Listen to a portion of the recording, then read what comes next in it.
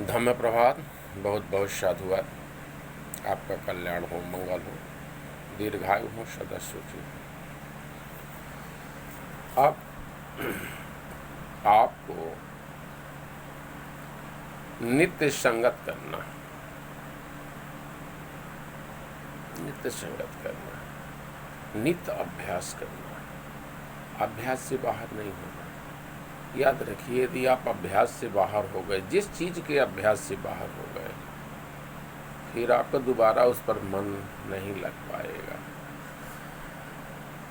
आपके अंदर जो निखार है, आपके अंदर जो पर्सनालिटी का डेवलपमेंट है, वह आपके अभ्यास से आता है। निरंतर अभ्यास, निरंतर अभ्यास।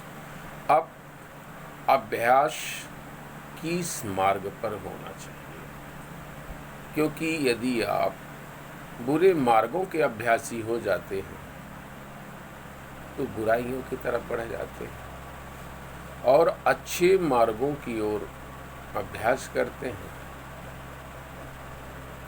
तो अच्छे मार्गों की ओर पारंगत हो जाते हैं।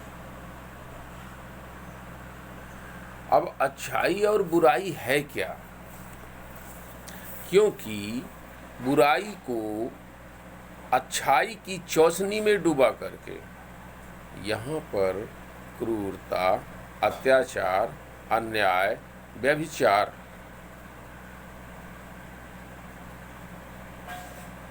और राष्ट्र की अखंडता, राष्ट्र को खंड खंड करने का, राष्ट्र के साथ नुकसान करने का, बुरे कार्य करने को भी भक्ति की चाशनी में, देशभक्ति की चाशनी में,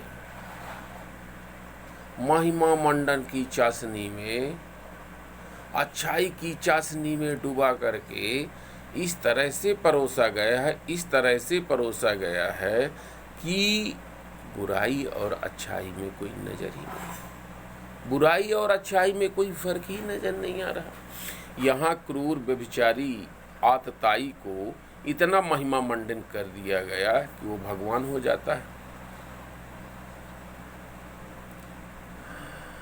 और अंगुली माल जैसे डाकू, दुर्दांत डाकू को, उसकी मनोदशा को सुधार करके, उसको वास्तविकता और सत्य का बोध करा करके, सत्य के मार्ग पर चलने वाले, प्रेरित करने वाले का नाम ही नहीं लिया जाता।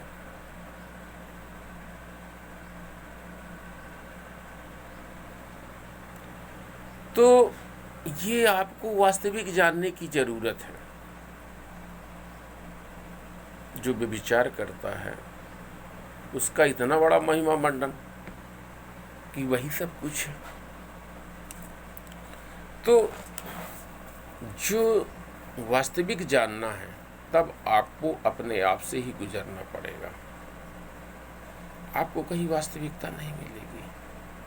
आपको खुद खोज करना पड़ेगा, आपको खुद जानना पड़ेगा, क्योंकि इस तरह से यहाँ पर ऐसे ऐसे लोगों का भी महिमा मंडन किया गया है जिसने कहा कि सबको मारो, अपना संबंधी भले भी आगे आ रहा है उसको मारो। ऐसे भी लोगों का महिमा मंडन किया गया है। ऐसे भी लोगों का महिमा मंडन किया है जो अपनी माँ को भी नहीं बख्शते हैं, मुंडी काट डालते हैं। ऐसे भी लोगों का महिमा मंडन किया है जो असमानता के एंकर हैं, असमानता को बढ़ावा देने के लिए, क्रूरता को बढ़ावा देने के लिए, भेदभाव को बढ़ावा देने के लिए उन्होंने हथियार उठाया है, सारा काम किया। तो ऐसे भी लोगों का महिमा मंडन किया जाता। तो अभी इससे भी आपको सावधान रहने की जरूरत है। याद रखिए, कही कहाई और सीखी सिखाई बातों पर आप परेशान हो जाएंगे जब तक आप उसका वास्तविक अनुभव नहीं करते। यहाँ पर पूरे राष्ट्र का पैसा समेटने वालों को चमत्कारी माना जाता है, पूरे राष्ट्र के बेचने वालों को चमत्कारी माना जाता है, और राजनीति को भी पाखंड की चाशनी से, पाखंड और दिखावा मिक्सचर करके उसको देशभक्त की चाशनी में डुबाया जाता है। पाखंड को, अन्याय को, अत्याचार को, दमन को, शोषण को। और जब उसको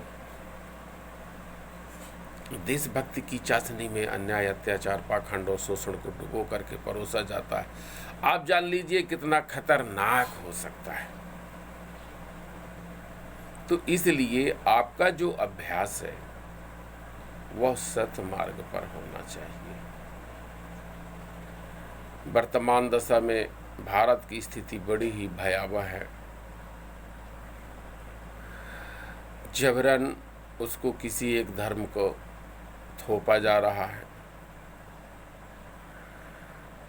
लोगों को रोजगार विहीन किया जा रहा है।